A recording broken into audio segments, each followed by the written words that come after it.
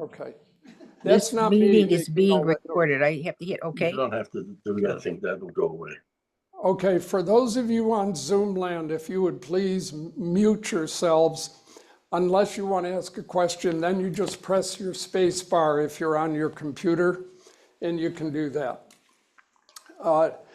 One of the important things here as well is that if you wish to contact me directly, feel free to do that. I am, happy to answer any questions that may show up that way, and try to give a respectful answer. Now, as is typical with most courses, there should be some objective, some purpose behind all of this. And while this appears to be a great many different objectives, they really come down to some very simple principles.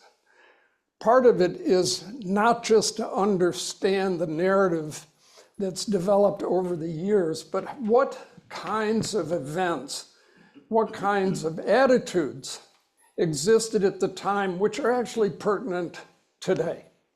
How do they have any influence whatsoever on how we make decisions, what kind of decisions our representatives makes, and so on.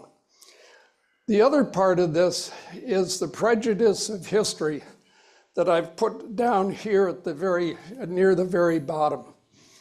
Because the Native Americans, and I'm going to use the word Native American or Indian, not a pejorative term at all, it's just a different way of speaking about it, lack written records. Now there's also emphasis as we learn about Native American cultures through what are called oral histories. But as with most oral histories, we know how those narratives change according to what kind of myth you wish to create about the history and what other influences you perceive through your own cultural and societal dynamics that influence that. So we're going to deal with a number of those different things. I also want you to put aside modernity.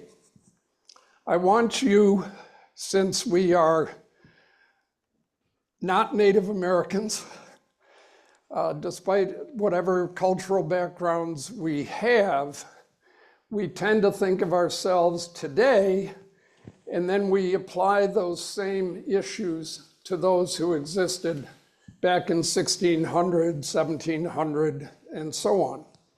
Please put those things aside. One of the important elements of understanding this history is to put yourself literally same one in upstairs. place. Okay. Excuse me? Okay. So that is a very important way to approach this history. Otherwise, we begin to make judgments on what is good behavior, what is bad behavior, and so on and so forth, out of context of the time.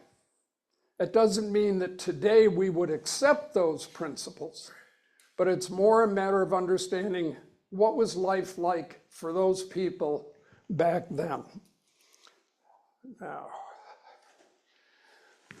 I'm going to start with a few images.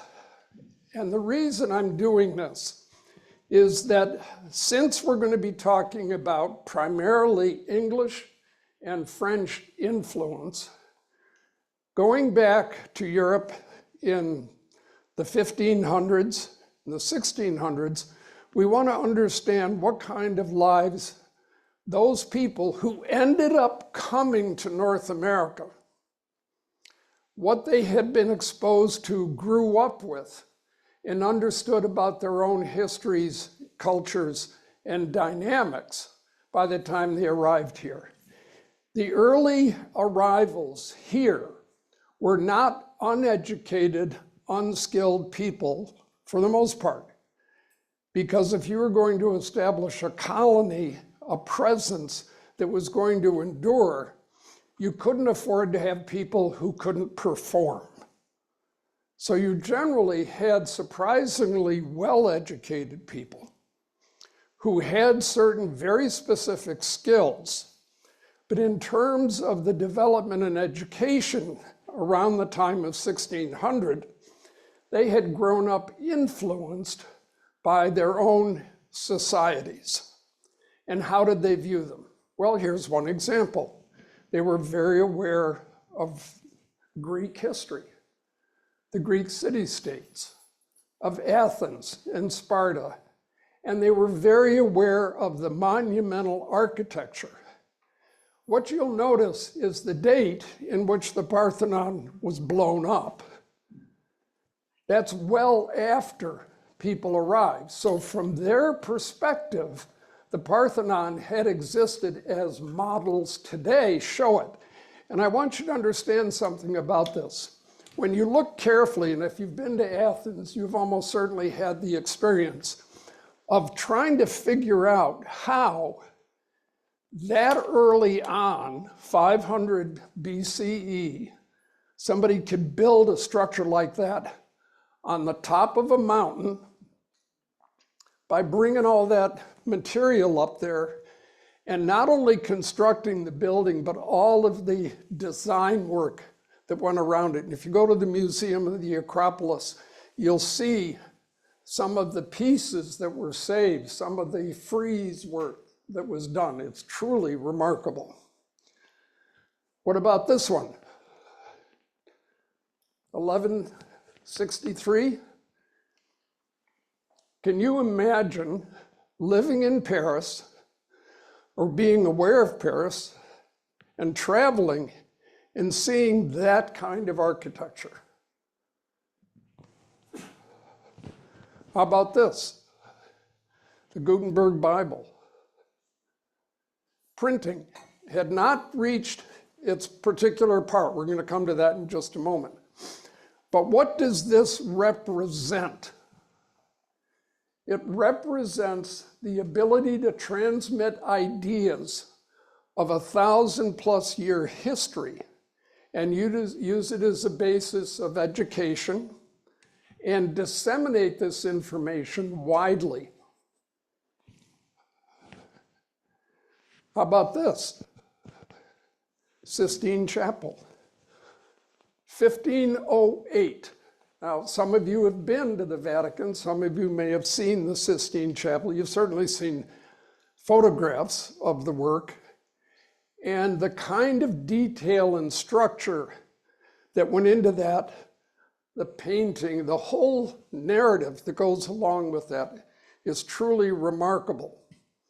So even if you weren't an Italian, this kind of representation permeated both France and England, not just Italy during the Renaissance. The printing press now comes out, and pretty soon after this, you're beginning to have many copies of a work brought out and made available to the general public of all types of literature. And many of you can think back of what books may have been available at the time. If you want to go back into the 1400s, you look at Dante's work. If you want to go to Milton, that's the 1600s, and Shakespeare and all the rest of it is all part and parcel of what is available.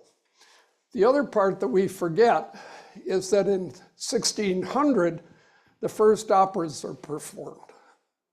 Now, why does that matter? Because it's like our movies, okay? Open to the general public, often very crowded, orchestration, great sets, all kinds of mechanical things done to make those presentations powerful and impressive to people. Versailles, look at that structure. Truly remarkable. Now, we're going to move on, but what I want you to do right now is just say to yourself, I grew up in an era in which that kind of architectural work, art, music, science, also a big part of this, right? All of these things had been developing. And I was aware, at least peripherally, of much of it because I'm a reasonably educated person. We're not talking aristocracy, okay? We're talking about what we would now call the middle class. What else is happening? Well, we forget the following narrative, and that is that Europe was hardly a place of peace and contentment. And I'm going to touch on a few other bits of this in a bit. This listing is simply there for you to have in your mind about the peculiarities of interaction among societies that existed within Europe at this time. In other words, states had particular attitudes and had developed political structures which related to how you would deal with each other. How did you start a war? How did you finish? Is a good example. Who were the people involved who made those decisions? What kind of warfare was conducted? How was it conducted? In other words, what is the mechanism, the tactics, if you will, about how these wars developed? And we're going to come to that in a little more detail, but we're not going to explore these except for the following when we come to the 30 Years' War. Yeah, pretty amazing, isn't it?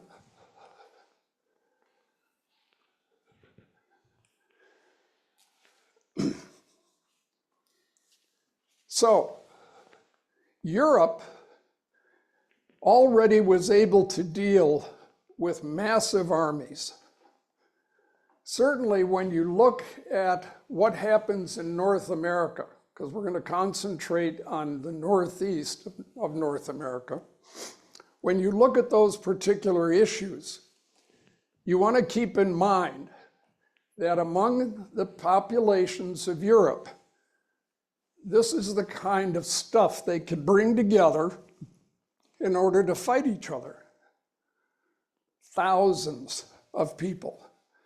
And it could cause millions of deaths. And yet, what was happening to the general population of Europe? And what were the reasons people would leave Europe and go somewhere else? Okay? Again, it's a mindset issue that I want us to keep in front of us as we go. When the 30 Years' War ended, there was a dramatic shift that occurred in Europe in the political sphere. And it really comes down to the following issue: recognition of sovereignty, as you see here, territorial integrity and political authority. Christian denominations coexist within the Holy Roman Empire. Before this time, there had been what we call the Protestant attempt to reform the Catholic Church. It started back in the 1500s under Martin Luther. And a whole lot of different systems evolved, and depending upon the political influence that could be exerted by those who were following a particular tenet, a particular denomination, this could create real tensions within a society, because prior to the 1500s, nearly all of Europe was Catholic. The Jews had been marginalized, if not largely driven out from a lot of different places. And Mohammedan influence was limited primarily at this point to Spain, until 1492, when the Reconquista had finally driven the Muslims out of Spain. Within this particular issue, territorial integrity was very important. Now, that didn't mean that you respected it. It just meant that you had a political boundary you could lay down and say, this is ours, and we can exert our political and military authority to maintain it. But if you did not have that particular structure, then you were open to invasion and incursion. When you ended a conflict, you did so by establishing a treaty, a written document.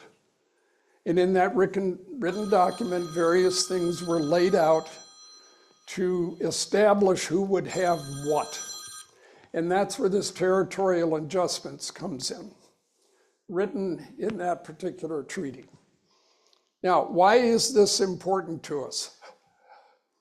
Our view of Europe is often distorted enormously, and I'm sorry about this slide showing this kind of oddity, but what you get from just the splashes of color is how many different political systems existed within the heart of Europe at the end of 1648.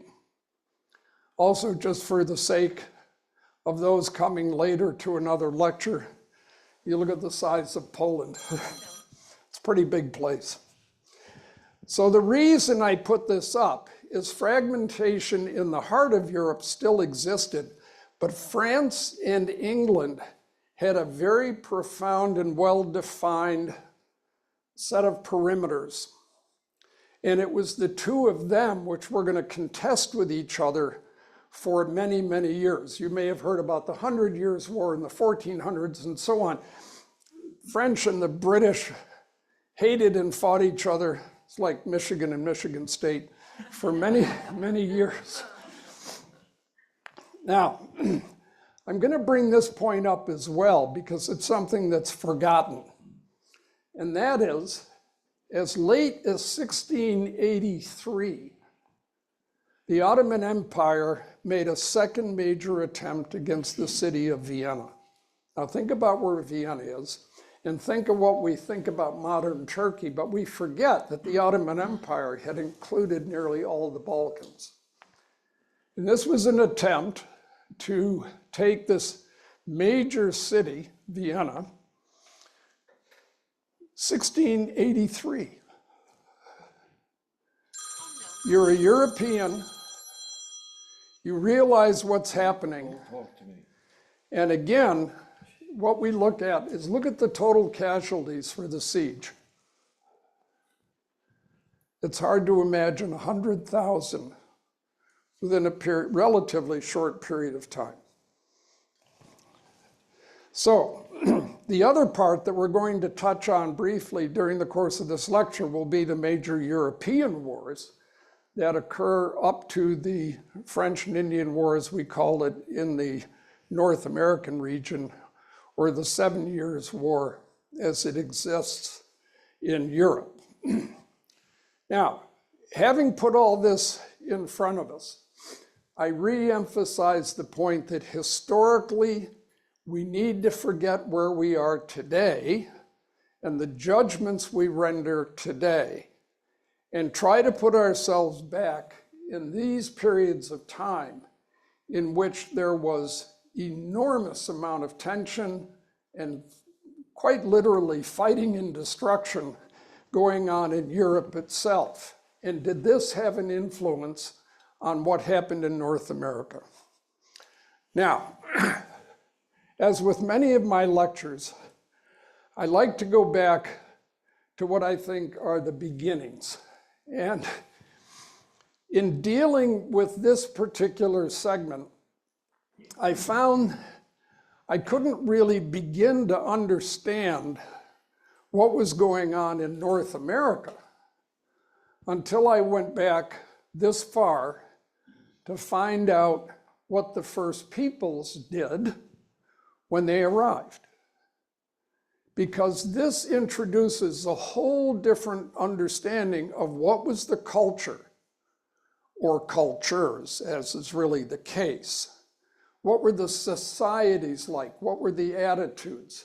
How did they sustain themselves when now you have Europeans going to show up at some point in time?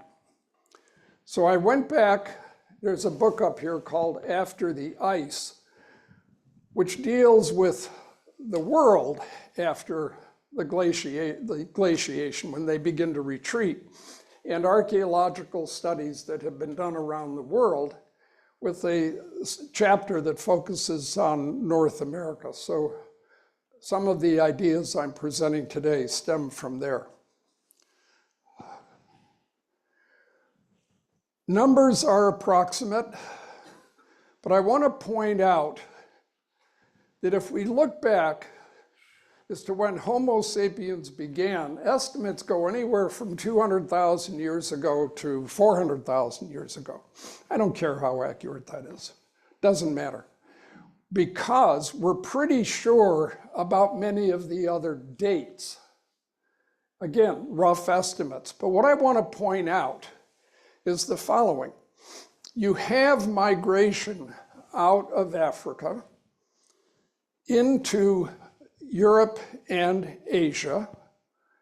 And if you look at the time frames there, what's interesting is about 50,000 years ago, you begin to see a real presence in what we call the Near East and in Europe, that is Western Europe. And then there's a gradual migration across the lower portion first, India, China, down into Indonesia, eventually to Australia. And then to the northeast, up to Siberia, and eventually across the Bering Strait, as we know it today, with entry into North America and South America. Now, I put that yellow arrow in to show two things. There's a dotted line which shows the extent of the glaciers at about 20,000 years ago.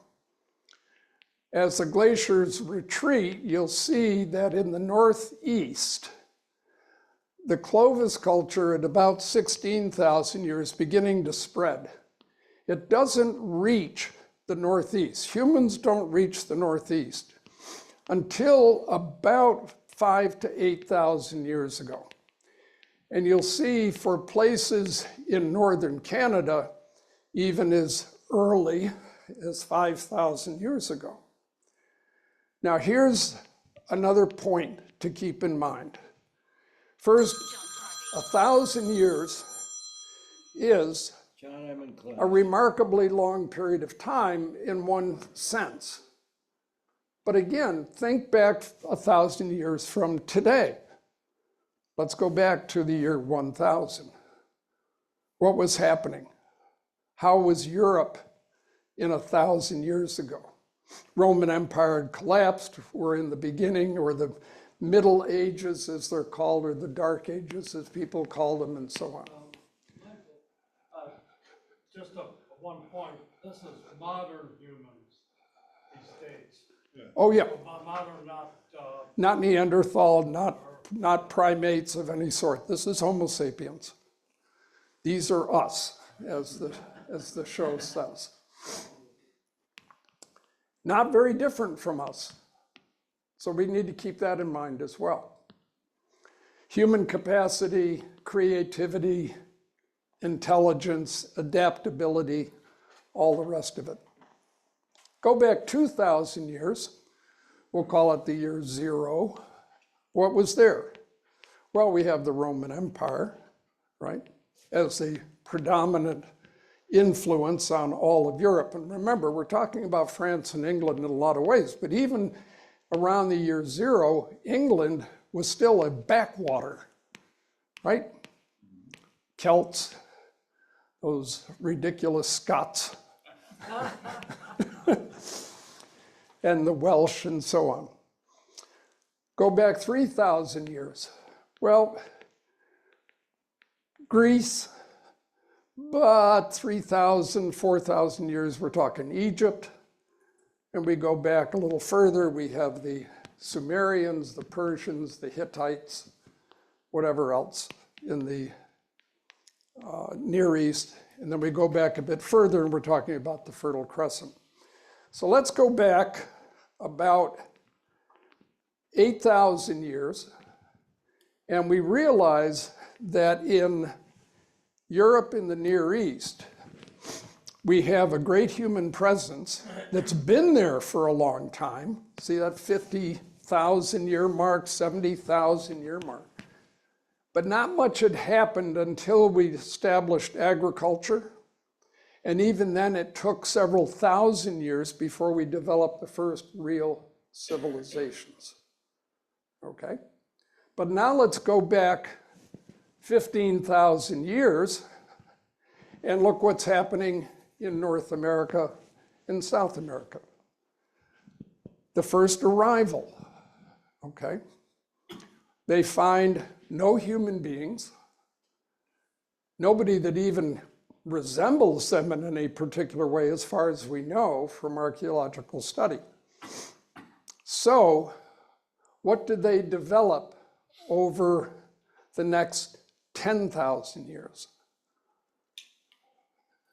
So we go back and ask ourselves, their culture, their societies followed a very different path of development from what we were seeing in Europe and in the Near East.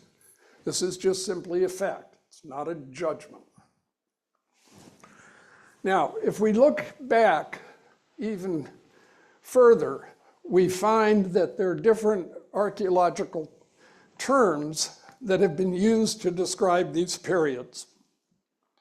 We're going to emphasize in a bit the archaic, woodland, and when they use the term classic, the other term is Mississippian cultures, because we're going to focus our attention on the eastern half of North America. Now, what about these periods? This particular archaic period has been broken down into several segments, as is typical for most historians or archaeologists. But what I want to emphasize are the following. The glacial period ends. Now, it doesn't end, right? It's a gradual retreat that takes place, but it's retreated enough that the sea levels now flood the land bridge.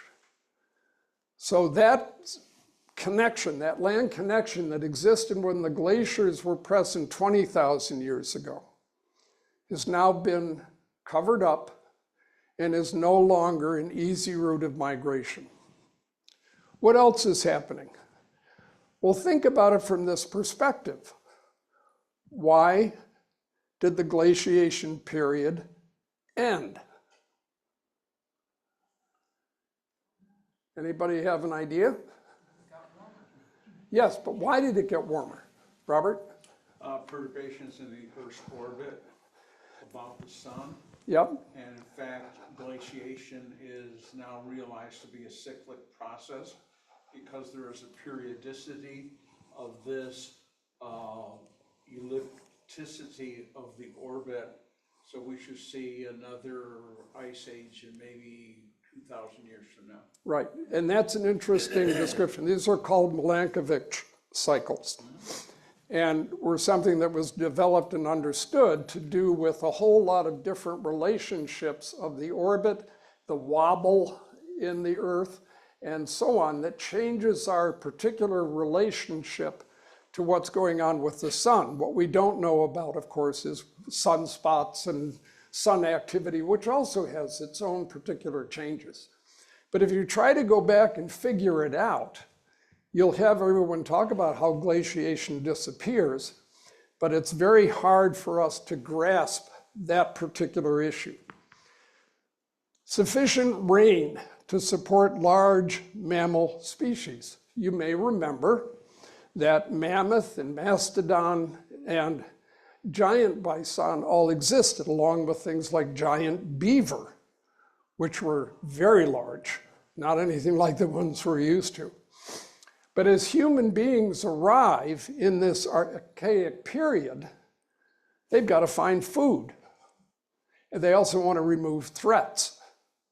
So if you kill something, You want to make use of it, but the more you kill, the fewer there are to reproduce.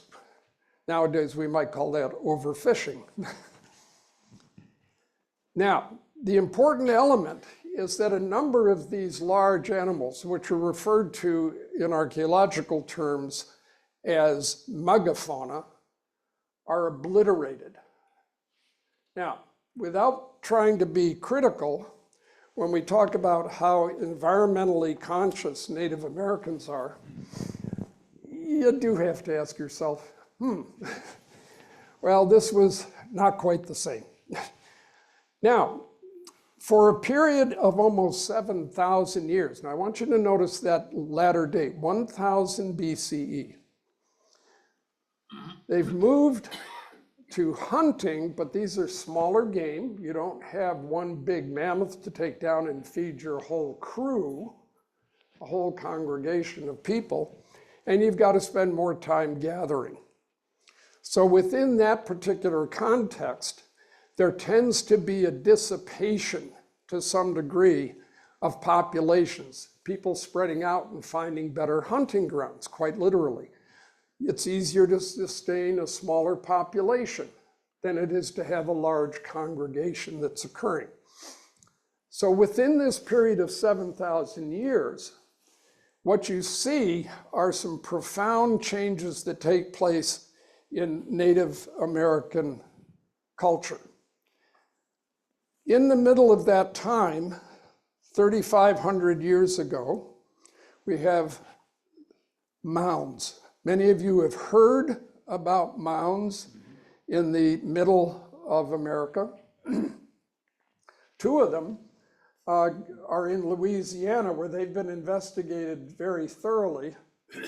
And I think they're up to somewhere, 3,500 at a place called Watson Brake and Poverty Point in Louisiana. We'll come to that in a minute. Now we're beginning to see the coalition of groups that are beginning to recongregate into larger communities. Now, just for the sake of a question, what location in the Western Hemisphere do we believe the largest single concentration of people existed during roughly this period of time? Cahokia. Okay.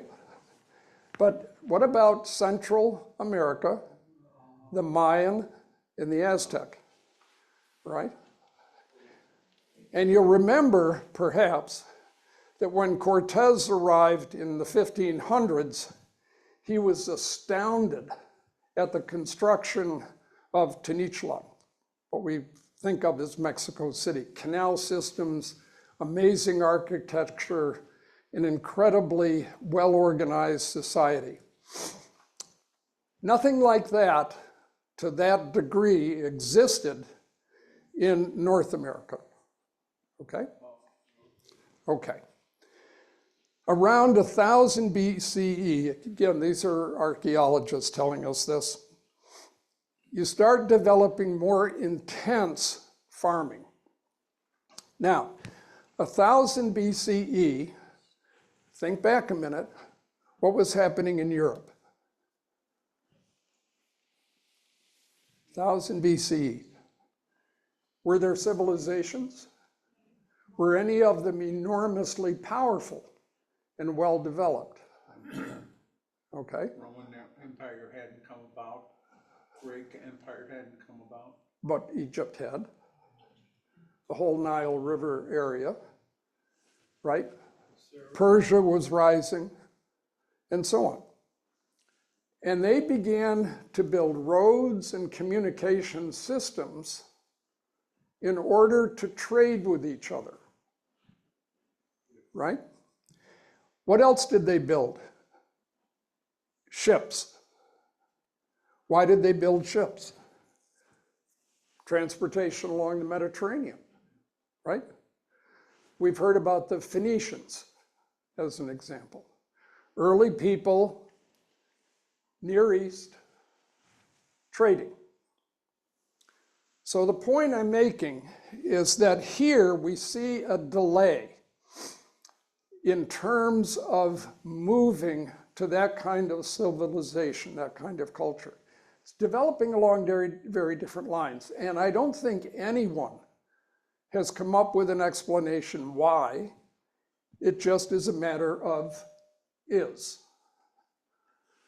Now, this particular slide shows us in yellow where the hunter-gatherer groups were, the green, relatively simple farming, and the brown, complex farming, intensive farming, dedicated to protecting, not just growing crops.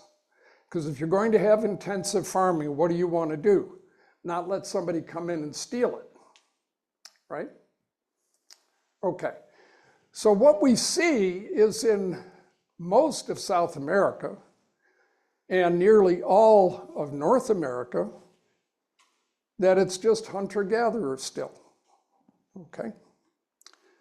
Now, this next slide's going to go back a little bit because I want to show that it wasn't all one place, only hunter-gatherers.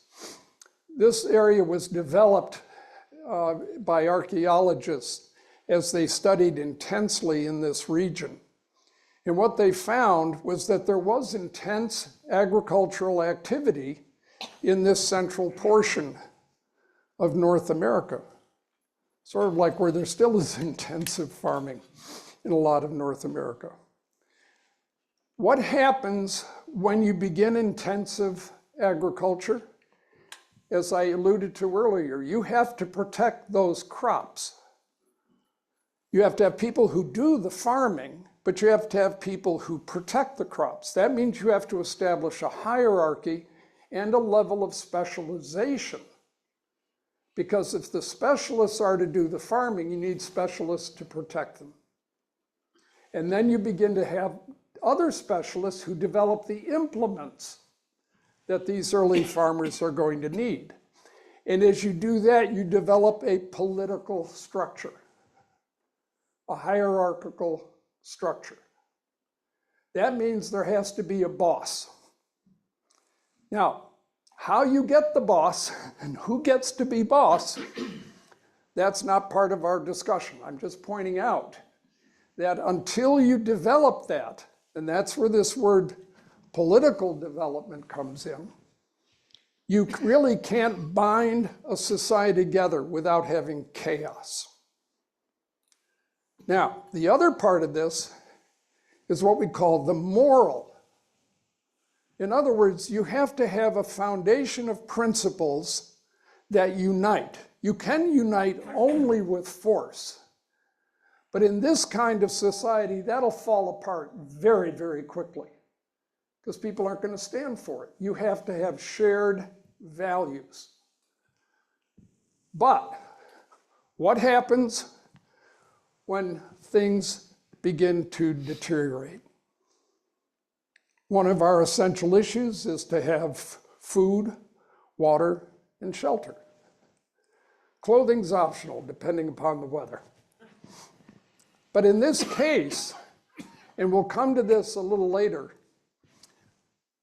as nutrients run out, as you drain the soil, you're not doing crop rotation, you're not getting fields that are fallow and this and that and the other, or just weather changes, then you no longer can feed that populace. If you come to the point of famine, people die. Rather than die, what would you do? You'd head out somewhere else. But if you head out somewhere else, who's around you? Other people experiencing the same thing. So now you have conflict because there's only a certain level of generosity that you can exert if your own family is starving. Okay, so there's more pressure on neighboring tribes. Now, as we get into the more advanced time frame, what is called the woodland period, and the important part here is the word is a little bit misleading. But it is important to remember that much of North America was forested, and even in the plains area, there were large crops of trees in different places. But the important part of this is what I've listed here. Extensive mound building, distinctive burial complexes, trade. Trade? What would you trade? Well, like any group, if you have something that's a little bit special to your area or that you've developed, maybe somebody else will give you something in return that you might like. A sort of bartering system. There was no formal currency, though later this term wampum would sometimes be used as a form of currency, but that's going to get us off into areas we don't need to touch on right now. Comes up later. Reliance on wild and domesticated plants. Mobile subsistence. As an area runs out, you spread yourselves out and move a little bit further away. Pottery is one of the things which you can trade. So the explosion of pottery that had existed only rudimentarily in the Archaic period is now becoming much larger, more pervasive. Look at the dates, early woodland period. What was going on in Europe in 1000 BCE? And then what was going on in Europe by 200 CE? Around 200 CE, we have the Roman Empire. Mediterranean trade. There's actually trade as far away as Asia. Okay? Not highly developed, but remember, Persia had developed connections from its locations throughout much of Central and even Far Eastern Asia. Now, why do I break this down? Because again, the dates I want us to keep in mind. We're coming as Europeans, primarily from France and England, to the New World, and we're bringing with us our history, our culture, and our moral systems, and we're going to encounter what has been growing in North America over a couple thousand years. So here, there begins to be shifting of settlements, trade expands. Now the Hopewell tradition, I'll show you a slide in a moment. And the important part here is that settlements along rivers in the northeastern, particularly midwestern eastern woodlands, has really increased. So even though migrants had come into the Northeast 4,000 or 5,000 years ago, they really hadn't done much more than continue that hunter-gatherer situation. Now they're beginning to coalesce and develop better organizations, but they're still widely dispersed. And then as we come to the late woodland period, we find because of climate changes and other things that are happening, we'll touch on that in a minute, we see population dispersal, long distance trade is decreased. Notice the bow and arrow. Now, when I started working on this, I thought the bow and arrow had been used for 1,000+ years. I mean, before, this was, you gotta be kidding me, right? They use spears and what's called an atlatl. I don't know if you're familiar with that term, but it's a stick that extends your arm so that instead of being 3 feet, it might be 6 feet. You put the hub of a spear into a wooden cup that's at the end of that stick. And because of the physics, you now can throw that spear very far. And with practice, remarkable accuracy. But they've shifted to the bow and arrow.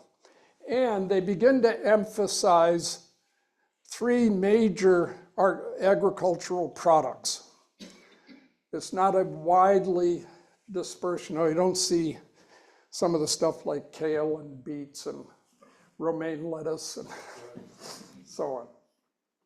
So, after 4,000 years of migration, this Hopewell interaction sphere has to do in part with how different locations, they're defined archaeologically here, but because of the definitions, they really represent human presence and coalitions of a sort.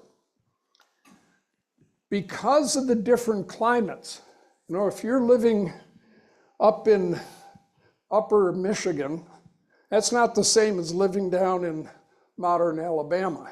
You got to develop different ways of surviving within that. One of the key issues has to do with limited growing seasons as well. So I show you this, again, to re-emphasize that now something very important is developing among Native Americans. First, language is now changing. Many languages, particularly towards the West, have undergone an evolution that's very different from the languages in the East. What happens when you begin to break down the similarity of language? You have a little trouble understanding each other. The nuance of words becomes lost. The second part, when you begin to break into smaller groups, you develop local traditions, local values. They're not necessarily the same as your neighbors, because there's no reason to behave the way your neighbor does unless he dominates you. And to be a little bit presumptuous, go back to something in the Declaration of Independence, life, liberty, pursuit of a meaningful life. Well, if that's true for all humans for all times, it's certainly exemplified here. So why would you give up your liberties unless you had a like-minded group with which to live and share? You're not going to do that. So all of this plays a role just from the basis of human beings to what is happening due to the different terrains and circumstances these people find themselves in. Now, I was completely unaware of this. The volcanic winter of 536. The most severe and protracted climate cooling in the Northern Hemisphere, not the Western Hemisphere only, Northern Hemisphere, the last 2,000 years. 3 simultaneous eruptions. Summer temperatures fell by 4.5 degrees Fahrenheit below normal in Europe. What was happening in Europe in 536? The Roman Empire had fallen, right?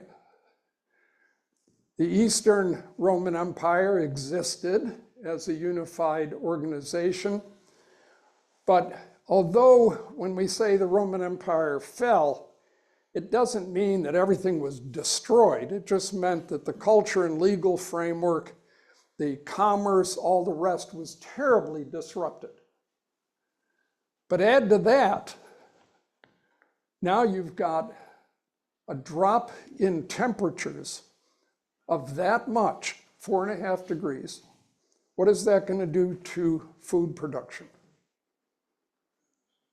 It's going to really inhibit it, okay?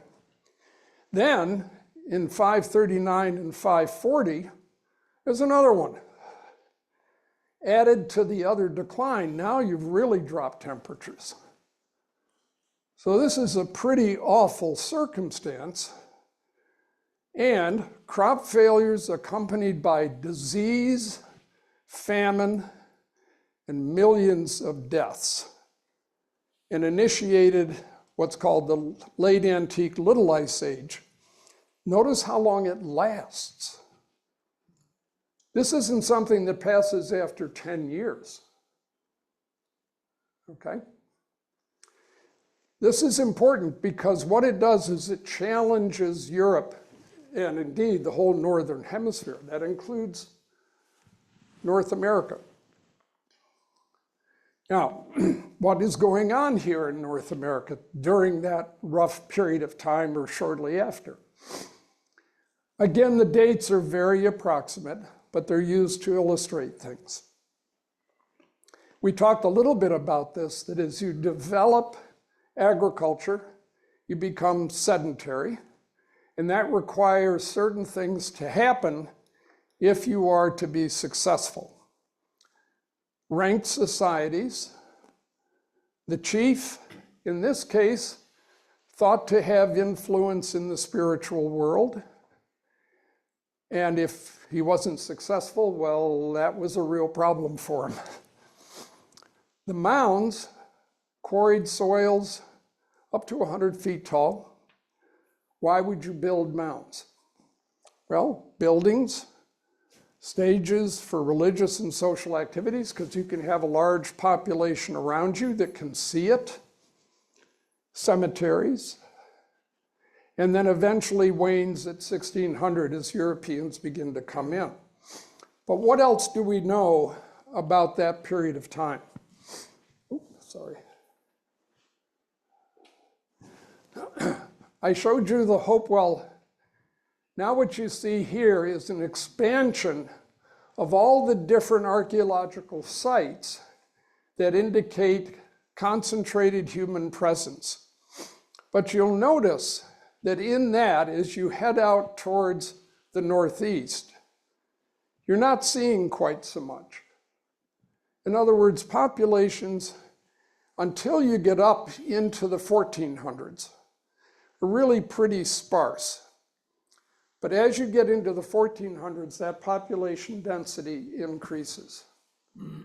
Now here's something, if I were to ask you without showing you the slide first, were there any Native American cultures, writ large, not North American only, where human sacrifice was practiced regularly? What would your answer have been? The Mayans, the Aztec, right? As many as 10,000 was thought sometimes executed in one religious activity. But if you ask most people, what about North America? No. And yet, archaeologists found at Cahokia, mass grave, no sign of trauma. You notice the bodies laid out in that grave site in a very ritual fashion. Something we didn't really think about. Now, that doesn't mean it was pervasive, but what it's trying to point out is that these weren't necessarily nice societies. Not the way we think about them today.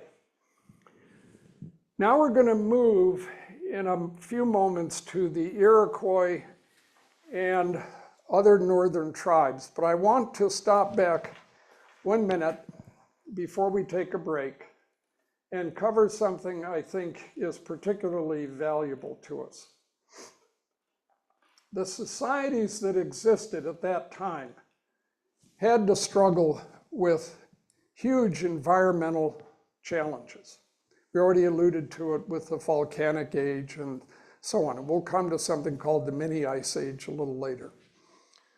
But within this context, as these societies organized themselves, they did not create a couple of different things which had existed in Europe for thousands of years. The wheel. How do you have a society that doesn't have a wheel. Now, we can only speculate on why that is. And I'm not here to speculate. I'm just here to say this is something that did not exist. Okay? Iron.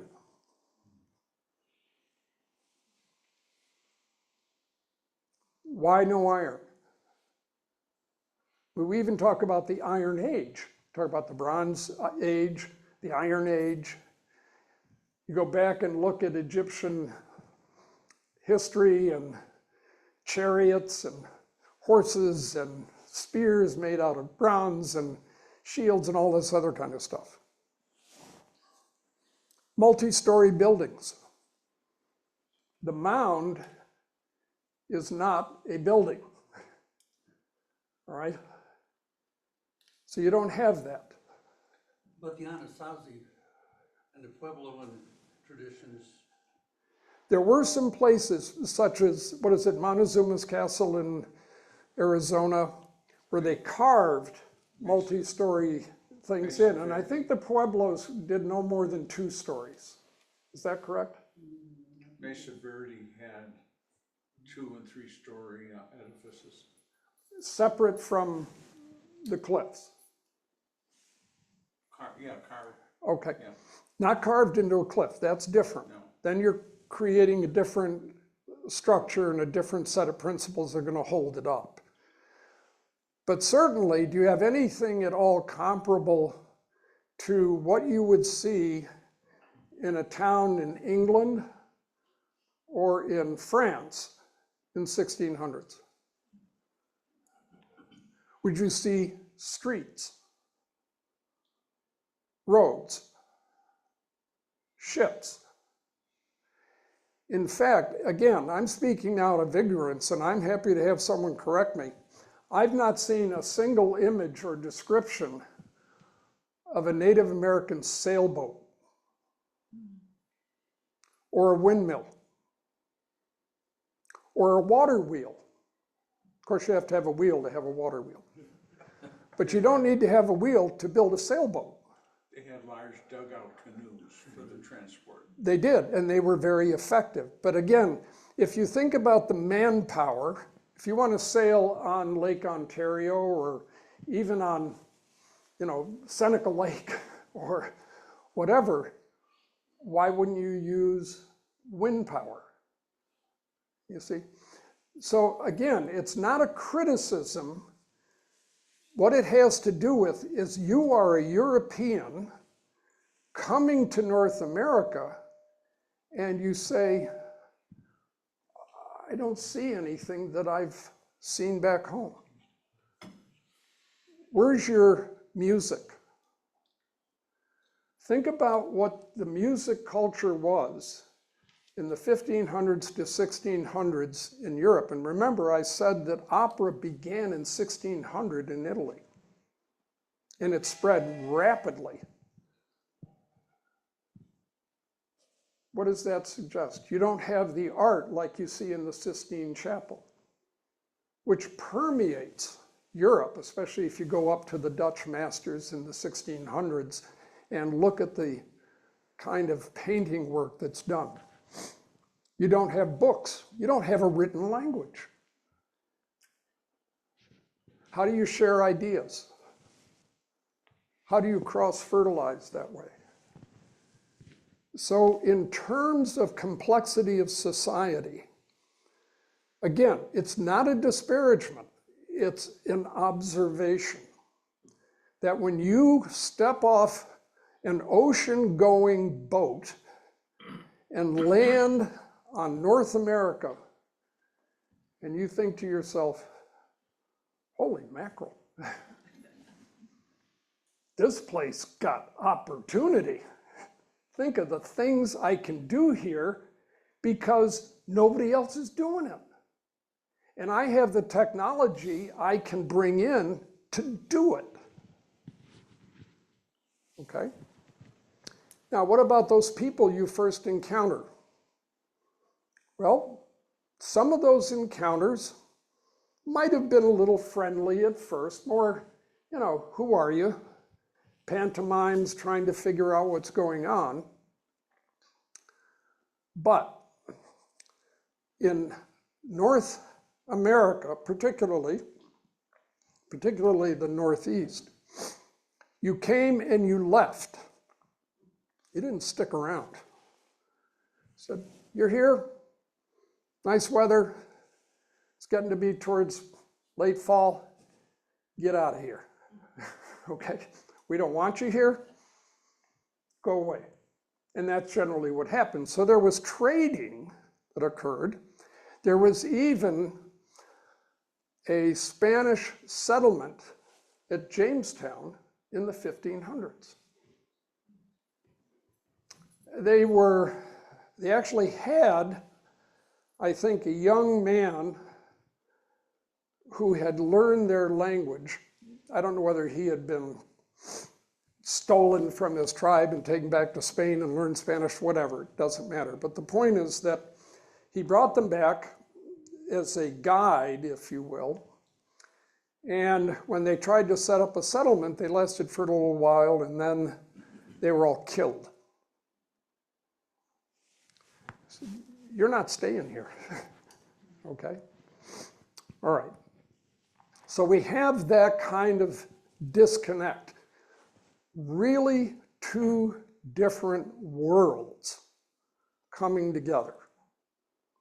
And how are they going to adjust to each other when they don't share a language, they don't share a culture, they don't share societal structure, they don't share politics, and one, without question, is technologically millennia ahead of the other. Okay, let's take a break and I'll answer any questions up here. If you want to look at the map and look at the books, that's fine too. We can turn the lights on for now. Michael? 1 second. You going to stop recording, Tom, for now? Recording? Yeah, stop it for now, and then we'll start. Oh, thank you, Tom. I apologize in one sense that parts of this may seem a little disjointed. And the complexity, especially when we get into the colonial period, escalates enormously. Partly because now we have many written records. We have a firmer timeline in which things happen. But as we look across the Northeast, we begin to realize that things are happening simultaneously in a lot of different locations. And it's hard sometimes to see if there's any real relationship to them. Part of what will happen as I move on to later parts of this lecture series will lead me to try to straighten that out. But the divisions that I'm going to use are going to be somewhat artificial, even though they're built around rather firm dates.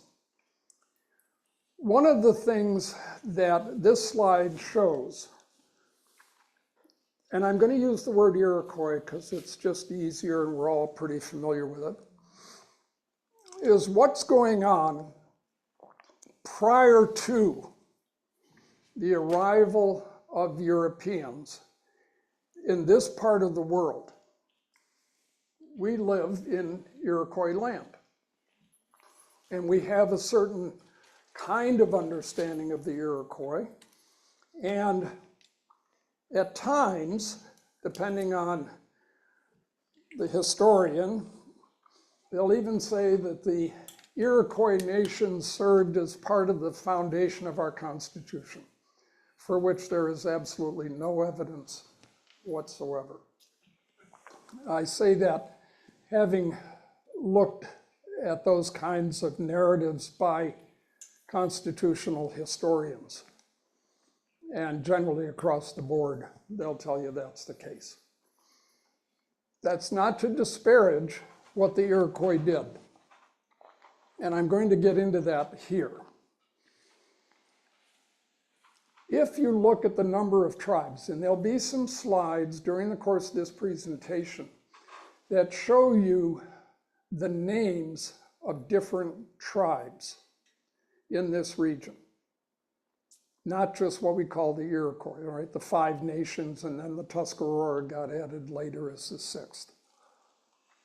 The names themselves become enormously confusing, but they represent in that confusion something profound. And that is that each tribe had a name. These were not names given by Europeans. The Europeans heard these names and wrote them down using whatever phonetic system was prevalent at the time. So when we begin to find out all of these different named tribes, it's almost impossible to keep them separate in our minds. Let me give you an idea. We're in Broome County, right? How many counties are there in New York? Do you know the name of all of them? Do you know where they are? Do you know what are differences among them? No, not unless you're a deeply committed New York historian. And yet we're talking about people who have shared a history for hundreds of years and still look at themselves as New Yorkers, except for downstate. I'm sorry. That's my own prejudice. That's a different tribe. Anyway, what I'm trying to point out is that these tribes had relationships with each other based on force. Okay? Now, here's another, and again, I'm projecting in part, but I want you to kind of grasp this concept without complete prejudice. The Native Americans throughout the Western Hemisphere were insulated from Asia and Europe by what? Not a trick question. Water. Okay, that was in effect their border wall, right? You didn't have people crossing your border until. Then what happened? Now the wall has been breached, at least on the eastern side, correct? The Atlantic has been crossed. What happens now? What happened? I'm sorry. The Spanish came in the 1500s, but they were primarily there to set up missions, except in South America, where they wanted to pillage and get all the gold and silver they could.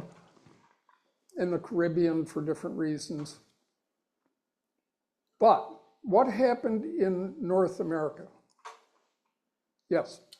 There goes the neighborhood. Exactly. Exactly.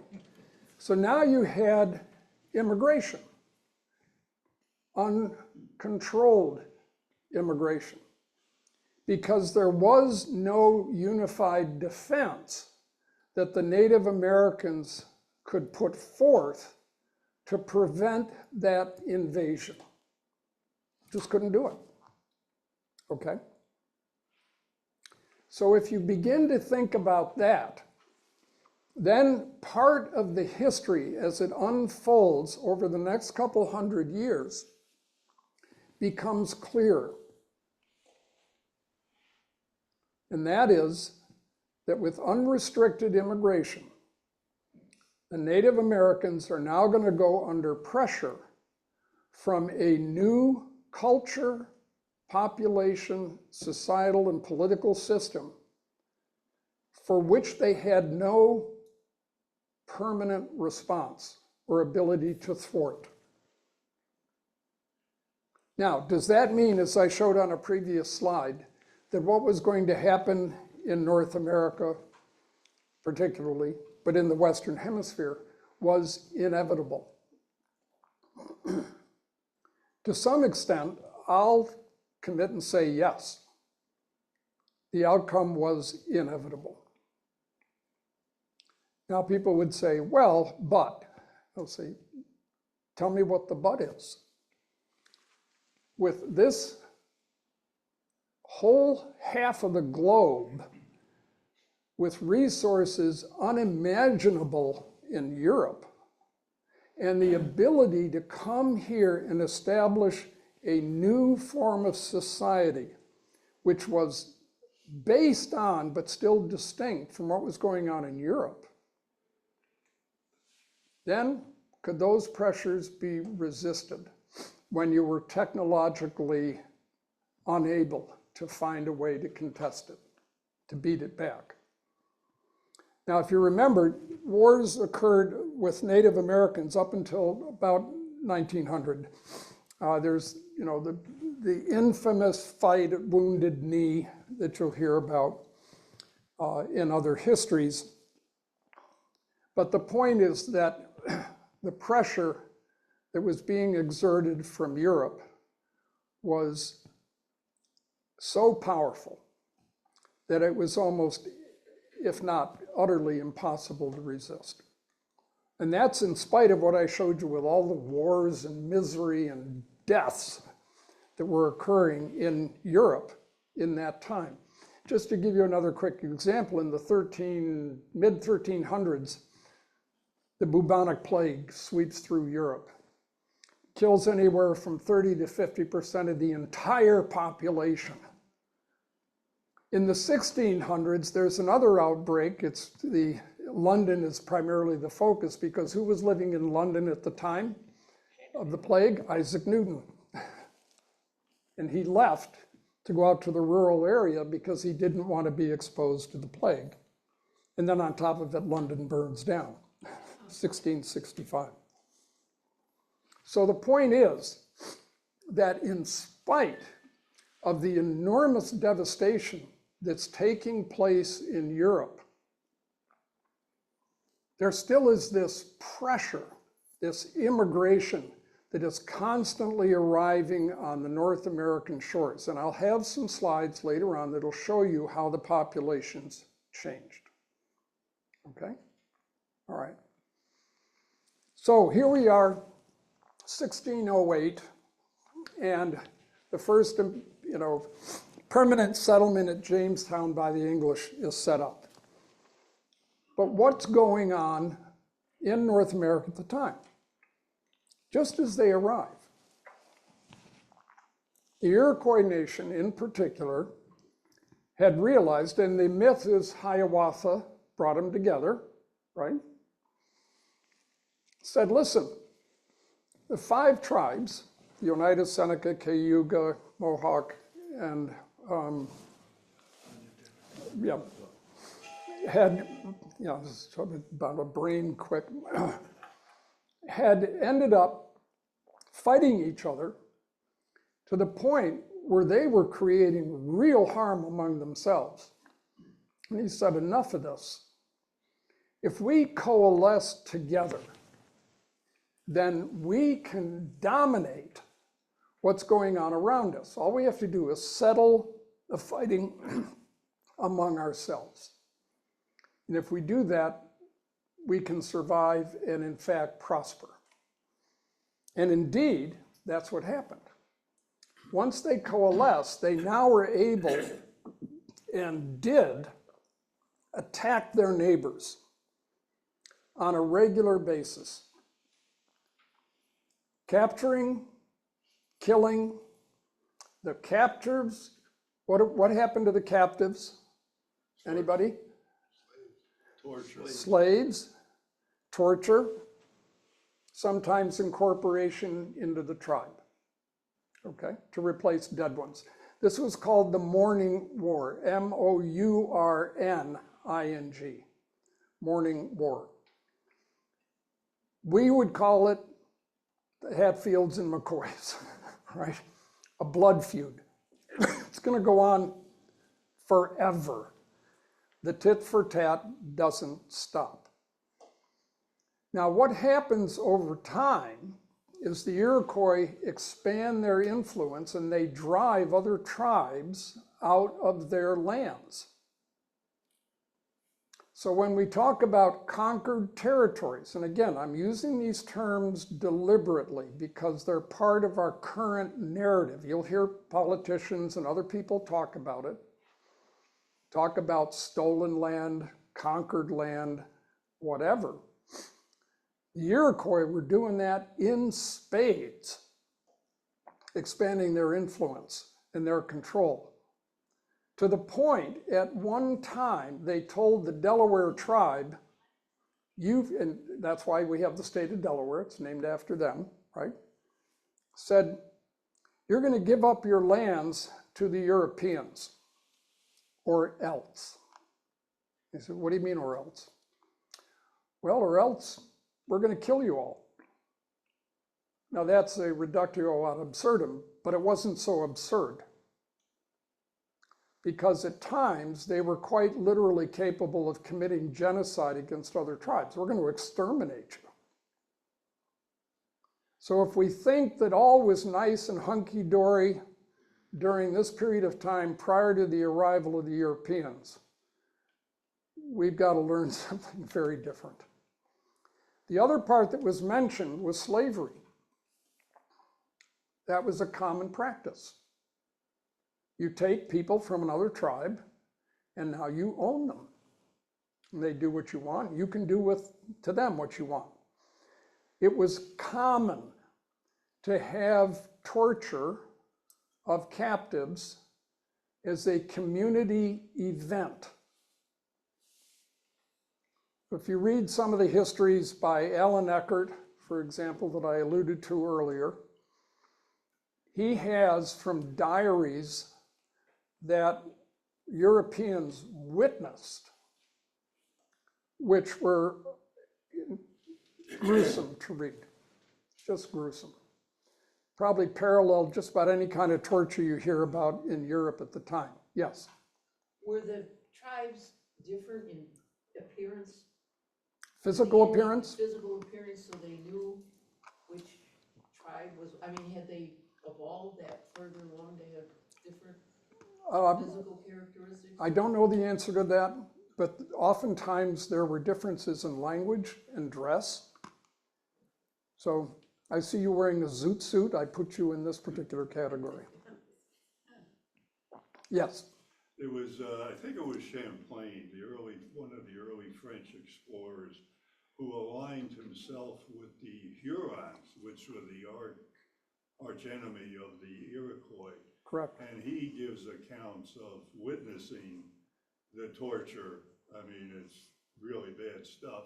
Yep. And he ended up, I believe it was him, using firearms in a war between the Hurons and the Iroquois, which had to teach the Iroquois, we got to get some guns. Right.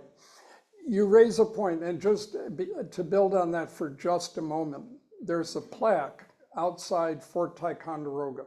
So if you go up there, on the back side, you'll find a plaque where Champlain was there with the Hurons confronting the Iroquois.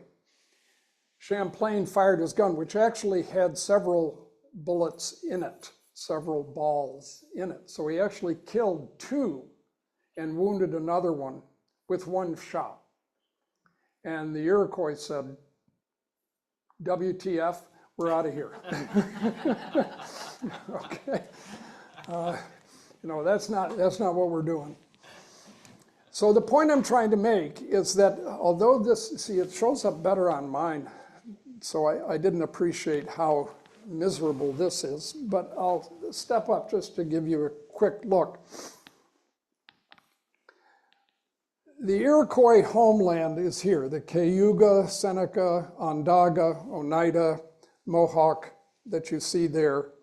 And they raid up over the St. Lawrence and they push the Algonquin-speaking, similar Iroquois types out. They want to take that territory for themselves. And similarly, over time, and we'll come to it in another part of the lecture, you notice here's Lake Huron, right? So the idea is that they're going to push not just west, they're going to push south. We have the Susquehanna River, correct? Named for the Indian tribe, the Susquehannock. They're basically eliminated by the Iroquois. Okay? They're pushed south and then eventually destroyed. So the Iroquois are not fun folk to be around. But what else is happening in North America? I mention this to just give you an idea of other influences on Native American population. If you ask just about anyone nowadays, what was the main cause of loss of life of Native Americans? The answer is European disease.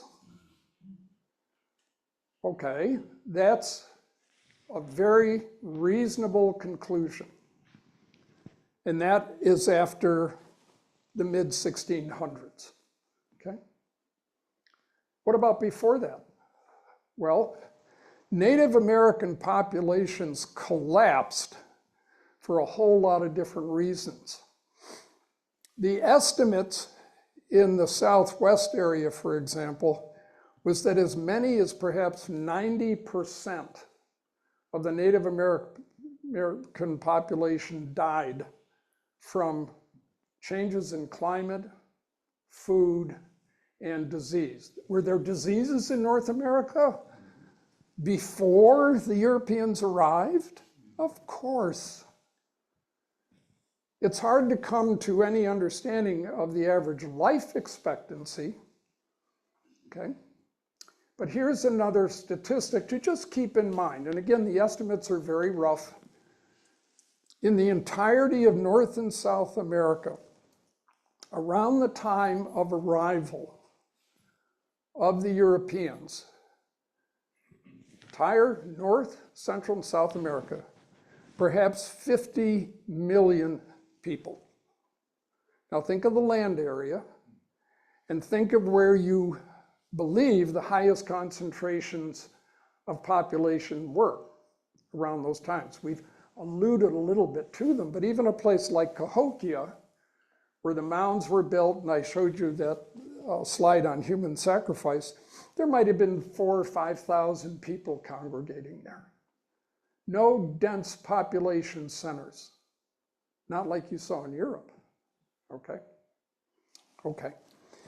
Notice just this, estimated Indian population, North Carolina, around 1,600, 13,000, okay? Falls off pretty quickly.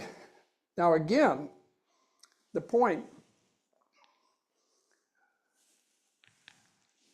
that's not just disease, but a lot of it is disease and famine. Now let's turn the question around. What was the death rate in Jamestown over approximately the first 10 to 12 years of its existence? 40 to 50%. Higher. Almost all. Yes, nearly 90% for a variety of reasons, part of which was starvation, but not entirely. Disease killed off a lot because Europeans had never encountered the kinds of diseases that were present here. So we need to keep this balance in mind. Now, on top of it, warfare certainly played a big role. And on top of that, birth rates among Native Americans were surprisingly low. Again, we don't know why. You would expect that if you had an agricultural community and plenty of food, your population would increase. Fertility would increase. More children, more people who can work the fields, and so on. Now, as we come to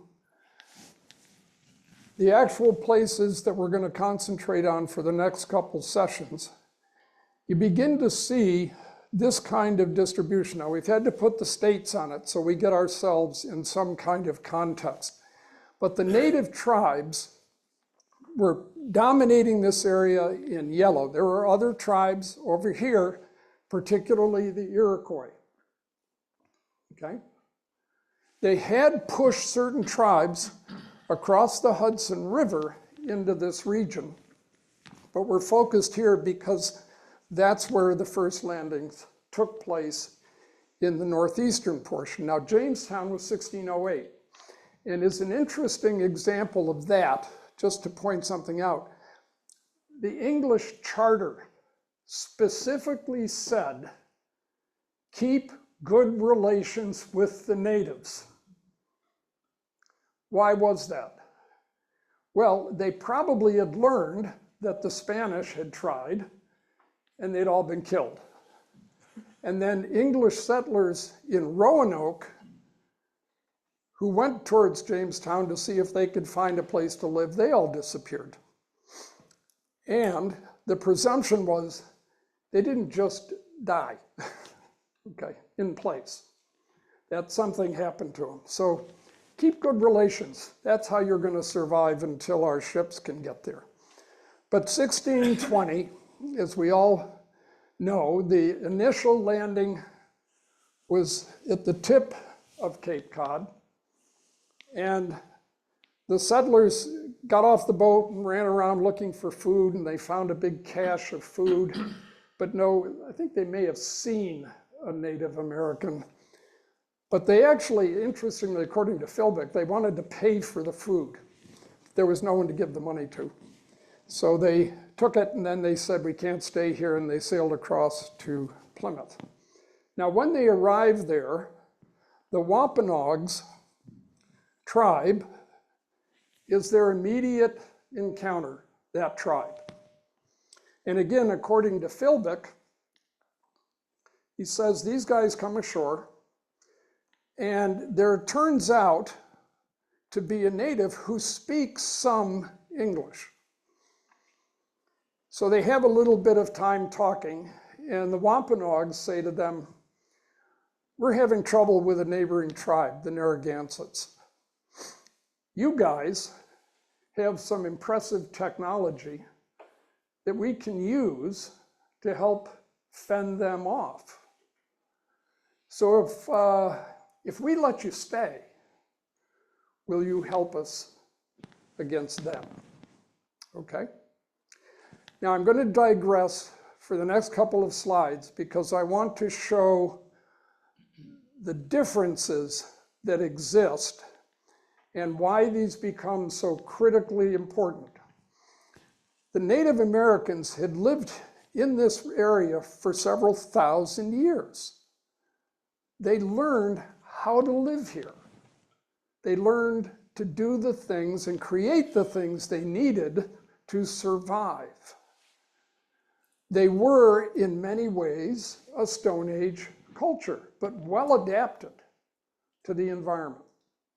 Very creative in the things that they could make, and they were very effective for the uses for which they were intended. Bows and arrows, very efficient. You could fire an arrow much more quickly than you could fire a musket. And at certain ranges, you were going to be more accurate.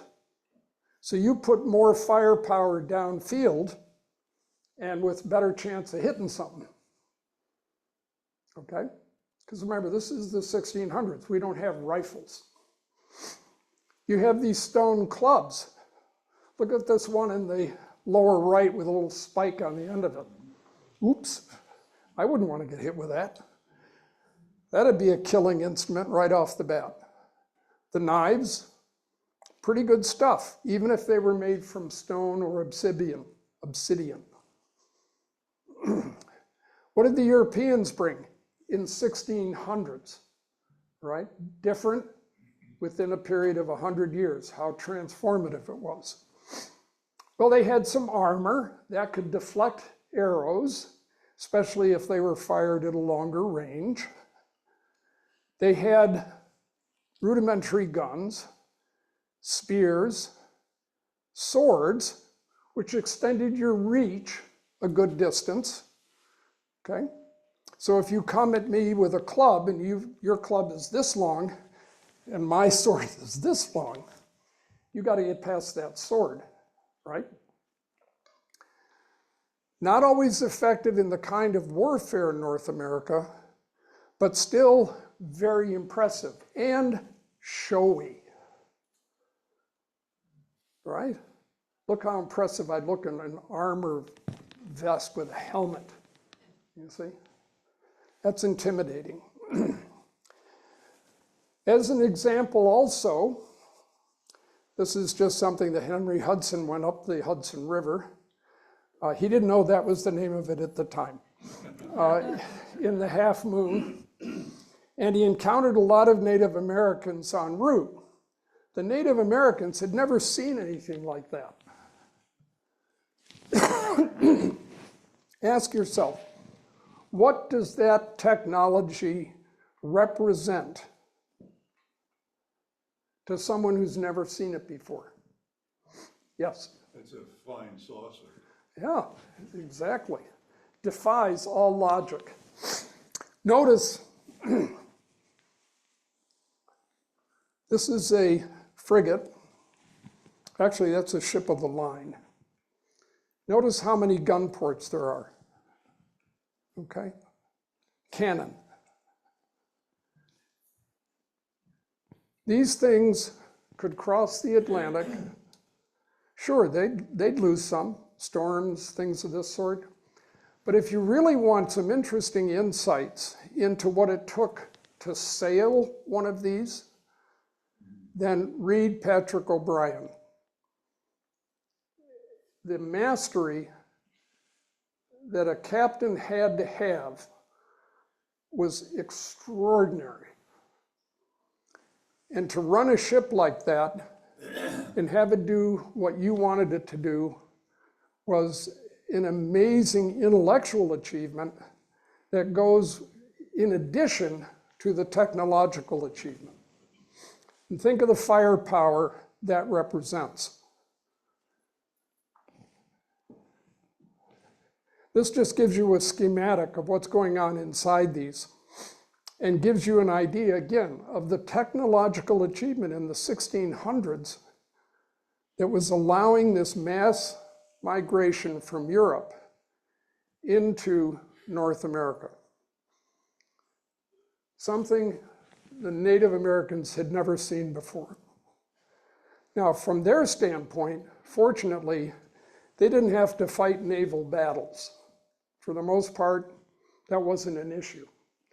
But within a relatively short period of time, and when things really began to escalate in the 1700s and beyond in North America, the Europeans, both the French and the English, were building ships for Lake Champlain, Lake George, on Lake Ontario, on the St. Lawrence River, and so on. And they would put cannon on them. So if you're in a canoe rolling around somewhere, and you come upon something like that, even if it only has 2 or 3 cannon on it, but it's shooting at you at a mile off, and it's bouncing a 30-pound lead shot, your canoe is not going to stand up to that. So again, it gives you an idea of the differences in technology. Now, what else was different? The whole style of warfare. So here, the first Europeans, 1607, 1620, of significance, land in North America and establish colonies. They bring with them the understanding of how wars are fought. Remember the slide I showed earlier? Armies.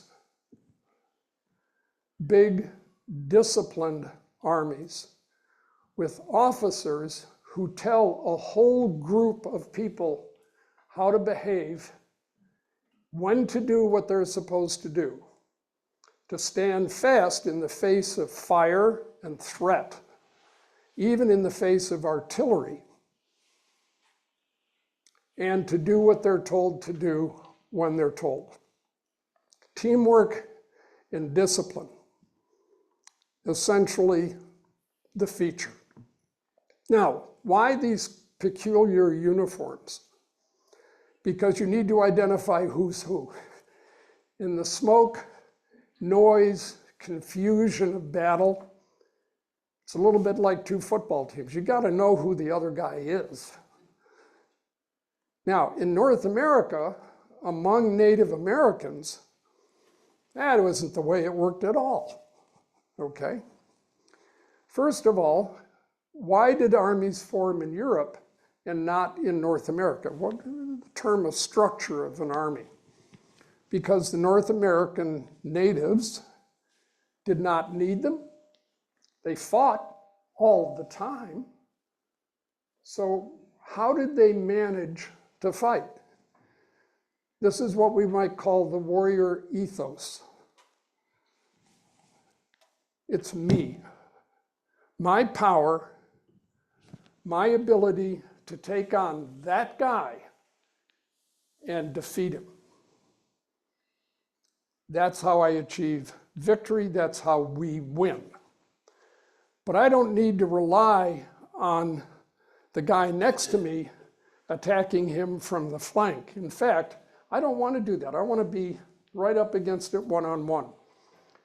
Oh, but if I get the chance to ambush you, and you don't see me coming, well, that's okay too. All right? We can do that. So discipline among Native Americans operates at a very different level. They don't have senior officers controlling what they're doing in the same way that Europeans do. So that creates a whole different structure. And for the Europeans, initially, it puts them at an enormous disadvantage in fighting in the wilderness. Because it's just not the way you fight, okay? It's just not how things are done. And because of the garb they were wearing, made them easy to spot. Say, oh, is that a disadvantage? Well, yeah. So, why do you fight? Well, armies were created primarily to enforce politics. It's that old Clausewitz term. So within this structure, armies are formed in order to follow the directives that are given by the superior political power that says, go here, do this, and when it's done, then your mission is accomplished. Why did the Indians fight? Territory? Yes, we already talked about that with the Iroquois. But when they began to fight with the Europeans, captives and booty. Get what you can and take it home, because when you come home with trophies, that shows how good a warrior you are.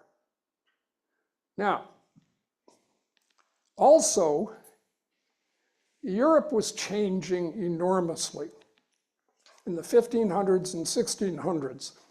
In spite of what happened to civilians, particularly if a city was besieged and didn't surrender once a breach in the walls was made, then rape, pillage, murder all occurred.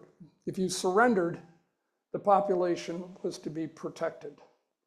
If you put up a stout defense, then when you surrendered, you could be granted what's called the honors of war. That meant you were allowed to march out with your flags.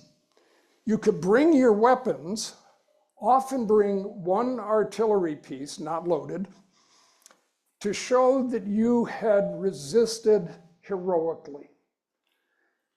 And when it was clear you were going to lose, you would surrender the city, and then it was incumbent upon the attacker to restrain the troops, which also emphasized why officers were so important. And just to jump ahead a good distance, in the American Revolution, the revolutionaries would shoot the officers. So there would be a loss of unit cohesion. For the British at the time, that was anathema, because if you lost control over your unit, then anything went. Murder, pillage, it was just people out of control.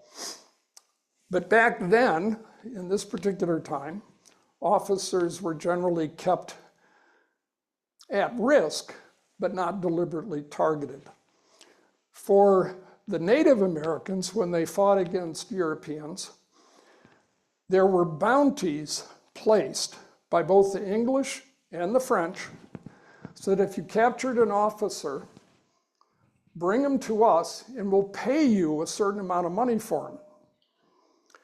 Otherwise, you can bring us scalps and we'll pay you for each scalp. Now, did scalping occur before the Europeans? Yes. If you look back in the history, yeah, it'd gone on for a long time because it's a trophy. A head's too heavy to carry, okay? It just isn't worth it. But if you bring back the hair, you've got something else.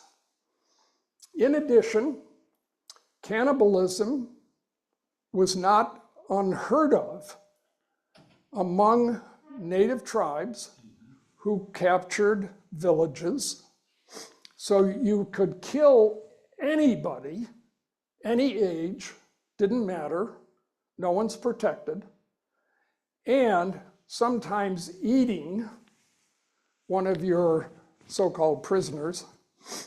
And that could be anything from a baby to an adult, okay? Grim as it sounds. Was designed partly to just nourish you, depending on how your supplies were running out, but also, as you'll see in that movie, Last of the Mohicans. I don't know if any of you have ever watched it. It's a very distorted view of Native Americans. But the idea was you take a bite out of a beating heart. So you kill someone, you rip his heart out, and you take some bites and you gain his spirit. So a very different kind of ethos. Europeans, by the time of the arrival, had dropped that kind of approach to war, right? They had pushed it aside. Doesn't say it didn't happen, it sure did. During the 30 Years' War, particularly in a place called Magdeburg, the destruction of the civilian population was awful. But it was not considered the norm. Now, You just turned yourself off. okay. Maybe that's a good thing. Or the battery died. Yeah, it says red.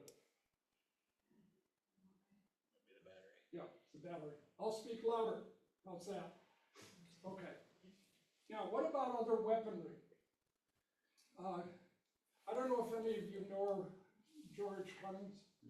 He's got a whole collection of things that's just marvelous. And the French and Indian War is one of his areas of deep interest. I'm trying to figure out if I can get him here to show us some of his stuff. Excuse me, Michael. Oh, there you are. We've lost most of the audio online. Okay, do you have a different, Tom, this thing is dead. Battery going? We're never gonna be without technological misery. Would it help to use one of these? Oh, the battery's dead. Yeah. Can you hear me? Does that work? That's it. Good. Thank you.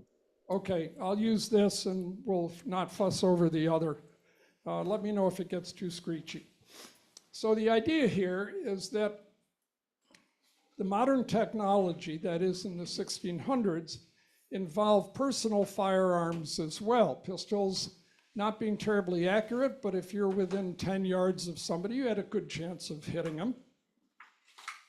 The development of different rifles, just to mention, again, tactically, why the Europeans were at a disadvantage initially in fighting in the wilderness. They were used to getting into a line, sometimes several people deep, 2 to 3 different lines, one behind the other, and you would fire downfield without necessarily aiming, all right? Why? Because after about 30 to 40 yards, you didn't know where that musket ball was going anyway. So it had to do with volume of fire downfield. The other part that you had were bayonets. So once you had fired, you now had a spear. So you had that as an option. And in European warfare, often what would happen, 2 lines would approach each other. They'd each fire their muskets, taking whatever hits they were going to take. And even in the Battle of Waterloo in 1815, there was an incident in which the French had approached the British. They got within musket range, and the British officer said to the French, "Go ahead and fire first."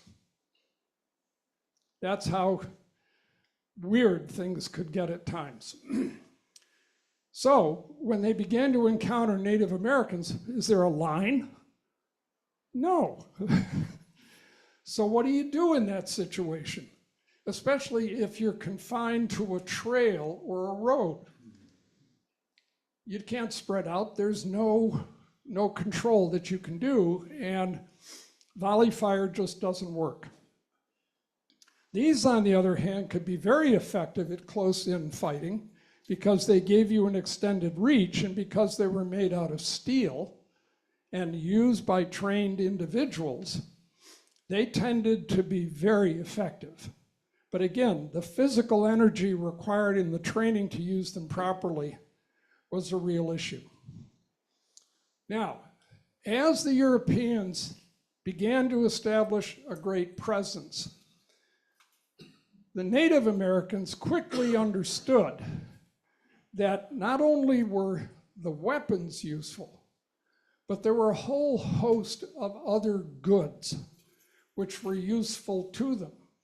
So they wanted to set up trading systems, something the Europeans wanted in exchange for these goods. Now in the 1600s, particularly the early 1600s, what country had the big presence in New York State? Dutch. The Dutch, exactly. And the Dutch had almost, I will use the word properly, global trade. They were going to the Far East, sailing around Africa. They were crossing the Atlantic. So they had this enormous capacity to find goods and find ways to trade them, depending upon the market that was needed. Once the Dutch were displaced, the English took over their presence, but that wasn't until the mid-1600s, when the Anglo-Dutch War concluded in Europe, and the Dutch were forced to give up their colonies. But the point I'm making is this. You had, for example, clothing that was manufactured, and they'd seen nothing like it. But you get a nice blanket, a coat, you've got different colors, you've got all different kinds of things that show you as an impressive person. So in addition to things that you might capture, if you can trade and now get an iron kettle or a steel knife as opposed to a stone or an obsidian knife, these were preferred. Now, the organization of settlements is very different between the Europeans and the Native Americans. We read about the long houses in the Iroquois and things of this sort. But again, what I'm trying to bring together in this final concluding minutes is the following. When the Native Americans encounter the Europeans, what did they see the Europeans building? Forts, right? Palisades, protection, and log houses, right? Building up structures. And as the settlements increase in size, such as New Amsterdam, okay, now you're getting something that we could actually go to a place and look at it and say, this looks pretty familiar. Go to Jamestown and see what the structure is that's built there. And you say to yourself, I could live here, right? Just put in some new plumbing and electricity and internet and I'm good to go. So within a short period of time, Native Americans who were used to this kind of construction, and they did have stockades, and they were surprisingly well organized. Do you see any lighting? No. Running water? No. Where does sewage go? All examples of the kinds of things that the Europeans have been working on for literally centuries. You know that in ancient Rome, they actually had hot water as well as public toilets, and they would run water down through the public toilets to clean out the sewage. They could deliver 1 million gallons a day through their aqueduct system, which is why the population could be growing up so much. So the point is that Europeans seeing this could say, yeah, it's not bad, but it's rather primitive. And given what weapons we have, there's no problem knocking those walls down, right? We've built castles that can withstand things. This is nothing. Now here's another point that I'll make, and then we'll finish. I think this is a fantastic painting. In full war paint, powder horn, the gun, the knife, the dress, and notice that not much will show up in the underbrush. You're not going to spot this guy very easily at all before he's on you. He's got all the European stuff. He's not overweight. Okay. He looks like he could take on Hulk Hogan, God rest his soul, but there you are.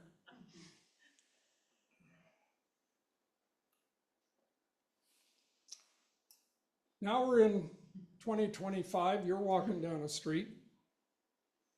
It's kind of dark, you're alone. Not been a friendly territory. And you run into this guy. This is a modern photograph. This isn't in Iroquois. What's your reaction? You're going to go up and say, hi, how are you? By the way, do you know the way to Bill's Tavern? You're going to be at least wary, right? Add to that you know that people in outlying settlements have been attacked, families killed, butchered, mutilated, by people who look like that. What's your reaction going to be? Are you a friend or a foe? You're a foe until proven otherwise. Native Americans had encountered each other on the battlefield for centuries, dressed as that earlier slide showed you, except for the gun. Now the Europeans are seeing this, and they've never seen anything like it before. Wow. And how do you react? This is a different world. It's a different moral code, different structure. What's going to happen? So we'll end there. Be happy to take any questions. Thank you.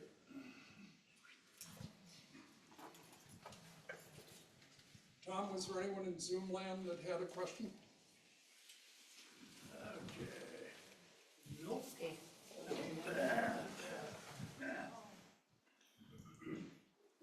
Thank you all. Yes, go ahead.